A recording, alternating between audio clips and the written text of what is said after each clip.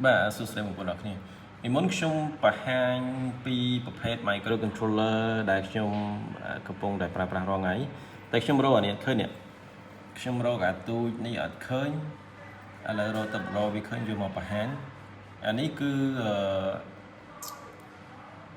ជាប្រភេទ controller មួយដែលតូចជាងគេខ្ញុំធ្លាប់ប្រើហ្នឹងគឺប្រភេទ ESP8266 ដែលមុខងាររបស់វាគឺប្រើសម្រាប់ connect ទៅកាន់ Wi-Fi អាច connect ទៅកាន់ Wi-Fi connect កាន់ hotspot អីចឹងទៅគ្រាន់តែនេះវាអត់មានជើង direct អត់មាន USB សម្រាប់ connect ទៅកាន់ computer ដែលផ្ទាល់ទេគឺវាមានជើង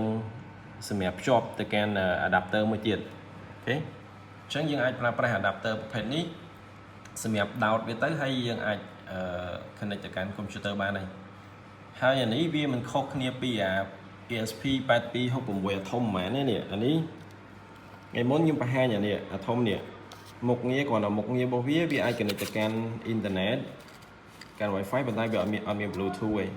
8266ដែរអញ្ចឹងអានេះវាអត់មាន Bluetooth ដែរវា connect ទៅកាន់ Wi-Fi ដែរតែគ្រាន់តែវាមានជើងតិច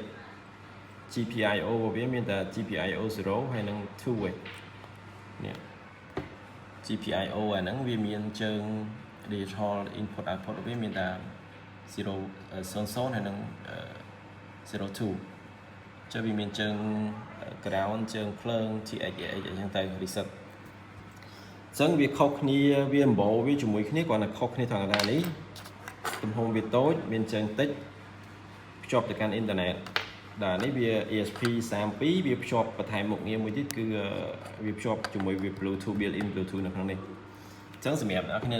ដែលត្រូវការធ្វើ application ឬក៏ធ្វើ project សម្រាប់គាត់ទៅការវាយឧបករណ៍មួយ channel 2 channel អីគឺអាចពិចារណាមើលអានេះបាន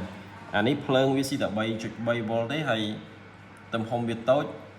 ត្រូវជាងមេដៃខ្ញុំទៀតអ្នកគ្នាមើល keyboard មកតូចជាង keyboard ទៀតអញ្ចឹងអានេះតូចងាយហើយស៊ីភ្លើងតិច